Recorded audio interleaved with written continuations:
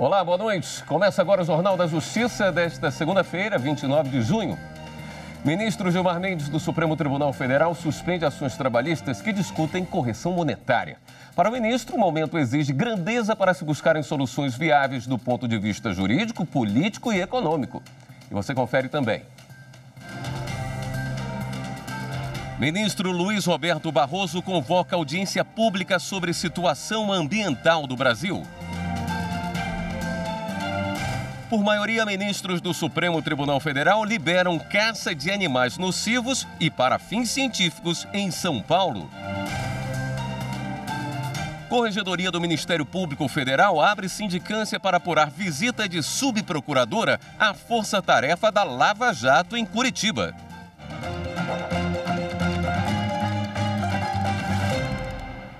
O ministro Gilmar Mendes determinou a suspensão de processos que tratam da correção de dívidas trabalhistas. Entre outros motivos, o ministro considerou o impacto da pandemia do novo coronavírus. Em sua decisão, o ministro Gilmar Mendes esclareceu que o momento exige grandeza para se buscarem soluções viáveis do ponto de vista jurídico, político e econômico. E prossegue. Diante da magnitude da crise, a escolha do índice de correção dos débitos trabalhistas ganha ainda mais importância. Assim, para a garantia do princípio da segurança jurídica, entende como necessário o deferimento da medida pleiteada. A decisão liminar do ministro Gilmar Mendes foi tomada em duas ações que pedem o reconhecimento da TR, a taxa referencial, como índice de correção das ações trabalhistas.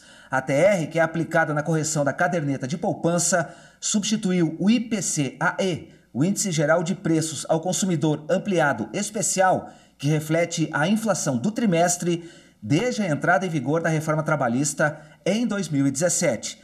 Mas a Justiça do Trabalho não reconhecia a TR como fator de correção dos débitos trabalhistas. A decisão liminar do ministro Gilmar Mendes suspende julgamento no Tribunal Superior do Trabalho, sessão que deveria continuar nesta segunda-feira.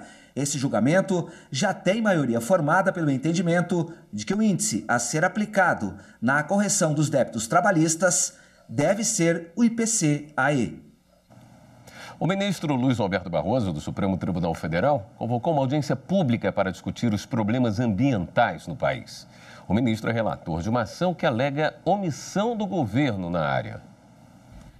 A audiência é para dar suporte ao julgamento de uma ação no Supremo do PT, PSOL, PSB e Rede. Nela, os partidos apontam problemas na gestão do meio ambiente pelo Executivo. Um deles, segundo a ação, é o uso de dinheiro para emergências climáticas.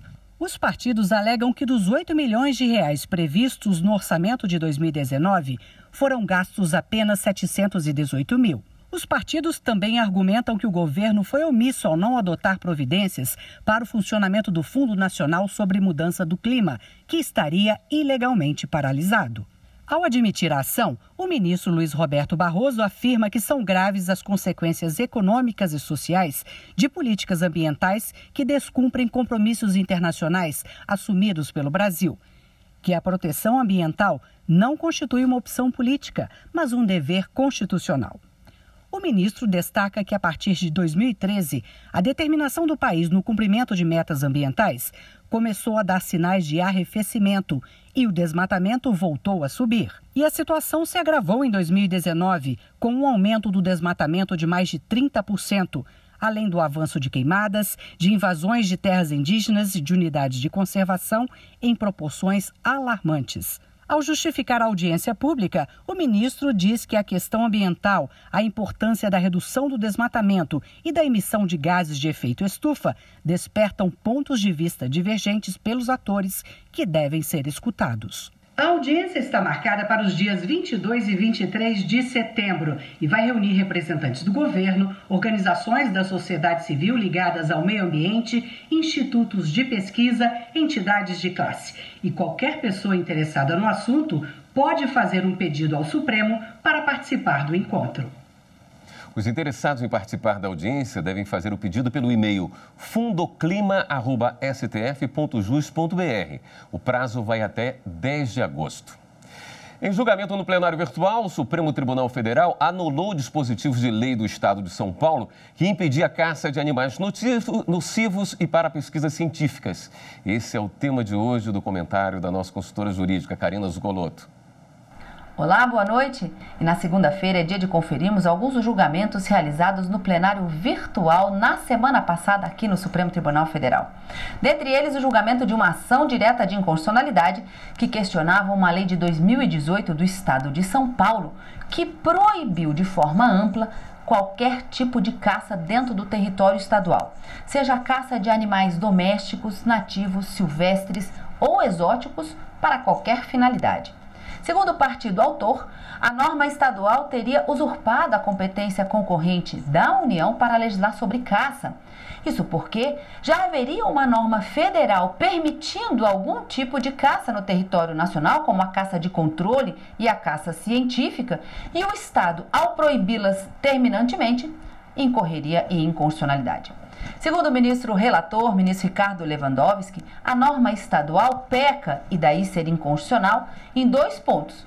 No primeiro momento, ela permite essa caça de controle, mas admite somente que ela seja feita por órgãos públicos, não permitindo que seja feita por pessoas físicas ou jurídicas, pessoas particulares. Daí uma primeira inconstitucionalidade apontada. E também, ao proibir qualquer tipo de caça, estaria incluída ali a proibição da caça científica, o que também é permitido por uma legislação federal.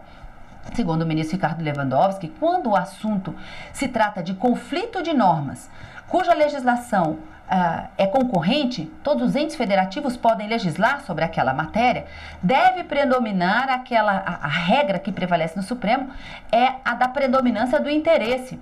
A norma mais protetiva deve ser preservada e, para o ministro, a lei estadual não protegeria o meio ambiente, já que proibir esses 2 tipos de caça seria algo contrário à proteção desse meio ambiente. O ministro Ricardo Lewandowski foi seguido pela maioria, ficando vencidos apenas o ministro Marco Aurélio e o ministro Celso de Mello, que julgavam improcedente a ação e não viam qualquer tipo de inconstitucionalidade nem usurpação de competências. Esse foi um dos julgamentos realizados na semana passada. Outros destaques você acompanha aqui na TV Justiça. Os prazos processuais do Supremo Tribunal Federal ficam suspensos em julho. No período de férias forense, o protocolo judicial do STF vai continuar aberto e funcionando, mas somente entre 1 e 5 da tarde, e especialmente para atendimento a questões relacionadas a processos físicos urgentes. Os prazos que se iniciam ou se encerram nesse período de férias forenses ficam automaticamente prorrogados para o primeiro dia útil subsequente. Apesar da suspensão dos prazos, de acordo com a Resolução 687, editada pelo presidente do Supremo Tribunal Federal, ministro Dias Toffoli, será mantida a publicação de atos processuais no Diário da Justiça Eletrônico do Supremo. Para esse período, o regimento interno prevê que questões processuais urgentes sejam decididas pelo presidente da Corte. O protocolo judicial do STF continua funcionando entre 1 e 5 da tarde, especialmente para atendimento a questões relacionadas a processos físicos urgentes. Mas a recomendação é que seja dada prioridade ao peticionamento eletrônico, por causa das medidas de distanciamento social decorrentes da pandemia. Além do protocolo judicial, as partes, advogados, procuradores, defensores e interessados terão todo o suporte necessário do Serviço de Informações Processuais, que vai funcionar pelo telefone 61 3217 4465, entre 1 e 6 da tarde, de segunda a sexta-feira, com equipe preparada para oferecer esclarecimentos sobre como acessar os principais serviços oferecidos pelo STF. Os formulários de atendimento ao advogado e da Central do Cidadão também vão permanecer disponíveis.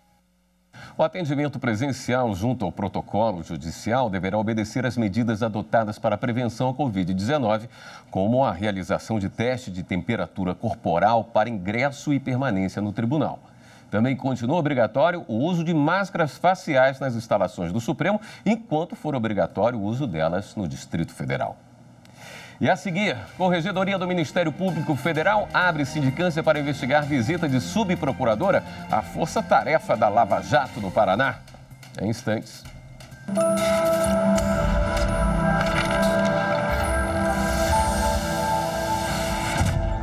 A relação entre o direito do trabalho e a Constituição Federal de 1988 é muito estreita. Estão previstos no texto constitucional vários direitos trabalhistas. O artigo 7º até o artigo 11 traz uma série de direitos, mas me parece bastante especial o artigo 7º, que traz a seguinte redação: são direitos dos trabalhadores urbanos e rurais, além de outros que visem a melhoria de sua condição social.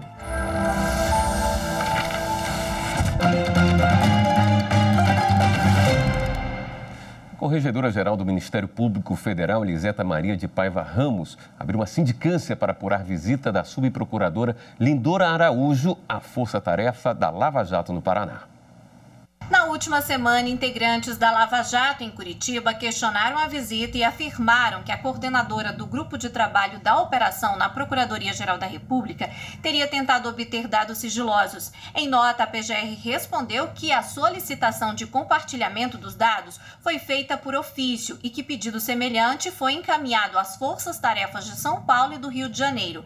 A investigação também servirá para que seja esclarecida tanto a existência de equipamentos utilizados para a gravação de chamadas telefônicas recebidas por integrantes da equipe da Força-Tarefa, quanto a regularidade do uso deles. Segundo o Ministério Público, a sindicância é um procedimento preliminar e, pela natureza jurídica, corre sob sigilo. A empresa de telefonia Claro não vai ter que pagar multa por descumprimento de acordo judicial firmado entre um técnico e uma prestadora de serviços da Telefônica. A decisão é da 5ª Turma do Tribunal Superior do Trabalho. O acordo entre o técnico e a empresa de telecomunicações fixava o pagamento de R$100 mil em 10 parcelas. Como a prestadora de serviços pagou apenas parte do valor, a Claro, na condição de responsável subsidiária, quitou o restante em parcela única de R$70 mil. No entanto, ao ser cobrada pela multa por descumprimento prevista no acordo, a empresa de telefonia sustentou que, por ser responsável subsidiária, não era devedora da parcela. O Tribunal Regional do Trabalho da 2ª Região em São Paulo entendeu que a responsabilidade subsidiária abrange todas as verbas integrantes da execução. O TRT aplicou, por analogia, a súmula 331 do TST, que prevê que a responsabilidade subsidiária do tomador de serviços abrange todas as verbas decorrentes da condenação, referentes ao período da prestação laboral. O caso chegou ao TST. O relator do recurso de revista da Claro, na 5ª Turma, desembargador convocado João Pedro Silvestrin, apontou ter havido interpretação equivocada da súmula 331. Segundo ele, a multa pelo descumprimento de acordo judicial nele prevista não se equipara, no plano jurídico jurisprudencial, ao conceito de todas as verbas decorrentes da condenação relativa ao período da prestação de serviços, tais como as multas previstas nos artigos 467 e 477 da CLT, dentre outros encargos do vínculo. Por unanimidade, a 5ª Turma restabeleceu a sentença. A 3ª Turma do Superior Tribunal de Justiça decidiu que o uso publicitário de imagem de torcedor que estava no estádio não configura dano moral. O torcedor entrou com um processo na Justiça pedindo indenização por danos morais contra a montadora Toyota do Brasil por uso indevido de imagem dele em uma propaganda comercial de automóvel veiculado na TV e em redes sociais. A imagem foi captada no estádio de futebol. Em primeira instância, o pedido foi julgado improcedente. O Tribunal de Justiça do Rio Grande do Sul manteve a sentença. Ao recorrer ao Superior Tribunal de Justiça, o torcedor alegou que não autorizou a exposição de sua imagem e que isso lhe causou danos morais.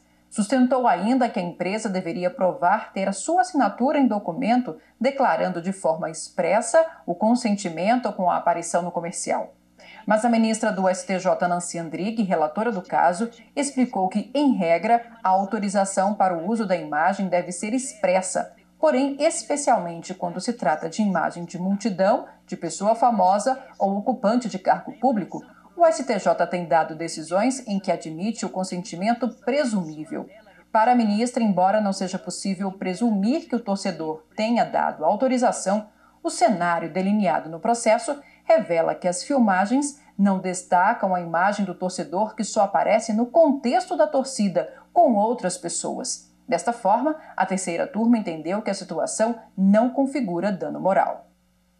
O Superior Tribunal de Justiça define prazo de 5 anos para a prescrição de execução individual em ações civis públicas contra plano de saúde. Uma operadora de plano de saúde recorreu ao STJ para reformar decisão de segunda instância que reconheceu o prazo de 5 anos para a prescrição do cumprimento individual de sentença em ação civil pública. A ação foi proposta pelo Ministério Público contra a cláusula contratual que permitia aumentos considerados abusivos nas mensalidades do plano. A seguradora, condenada a pagar mais de R$113 mil com a decisão, argumentou que a prescrição seria de 3 anos. Como o trânsito em julgado da ação foi em 2011 e a execução individual proposta apenas em 2016, o prazo teria expirado. Em julgamento, a ministra Isabel Galotti, relatora do recurso especial, lembrou que o STJ já afirmou o entendimento de que, por falta de previsão legal específica, nas ações civis públicas se aplica a prescrição prevista para a ação popular, que é de 5 anos. A relatora verificou que o cumprimento de sentença foi proposto dentro do prazo de 5 anos e, por isso, negou o recurso da seguradora. A 4ª turma do STJ manteve a decisão da relatora. A Justiça de São Paulo condenou o deputado federal Alexandre Frota a indenizar o ex-presidente do Diretório do Partido dos Trabalhadores em Ubatuba, Gerson Florindo, por danos morais por ter publicado fake news. Além de pagar R$50 mil, o parlamentar terá que se retratar publicamente por meio de uma nota nas redes sociais dele.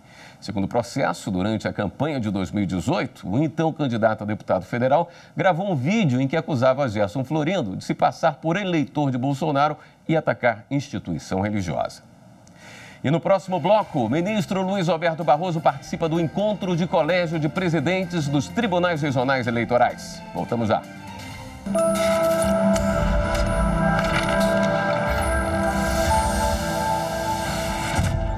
Ninguém será submetido a tortura nem a tratamento desumano ou degradante. Eu acredito que esse é um dos grandes marcos civilizatórios trazidos por essa Constituição. Uma condenação absoluta da tortura, do tratamento desumano e degradante, da escravidão e de todas as formas de violação à dignidade essencial do ser humano.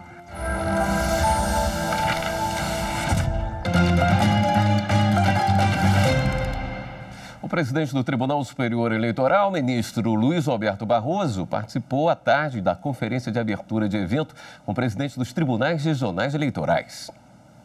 O encontro do Colégio de Presidentes dos Tribunais Regionais Eleitorais, o COPTREL, foi de forma virtual pela primeira vez. O tema foi Democracia, Sistema Político e Eleições Municipais. O presidente do colégio, Jataí Júnior, começou o evento condecorando o presidente do TSE, ministro Luiz Roberto Barroso, com a medalha Ministro Carlos Augusto Aires de Freitas Brito, que é entregue a personalidades, magistrados, servidores e entidades como reconhecimento dos relevantes serviços prestados à Justiça Eleitoral. Eu agradeço muito honrado a concessão dessa medalha, que tem o nome do ministro Carlos Aires Brito, de quem sou sucessor e sou amigo e admirador há muitos anos, como todos nós do mundo jurídico somos. O ministro Barroso abriu o discurso falando sobre a democracia e fez questão de abordar 3 temas importantes relacionados às eleições municipais deste ano. O adiamento dos pleitos, já aprovado no Senado, mas que ainda está pendente na Câmara dos Deputados. Nós estamos confiantes de que a Câmara também aprovará a PEC pelo adiamento das eleições. Outro assunto foi o combate à disseminação de notícias falsas. O ministro Barroso entende que na linha de frente do enfrentamento às fake news estão as próprias plataformas que podem coibir as páginas com conteúdo de ódio e antidemocráticos. E fez um alerta sobre aquela regra simples que fala sobre convivência. Não dá para você repassar a notícia difamatória do candidato que você não gosta e se indignar quando fazem o mesmo com o candidato da sua preferência.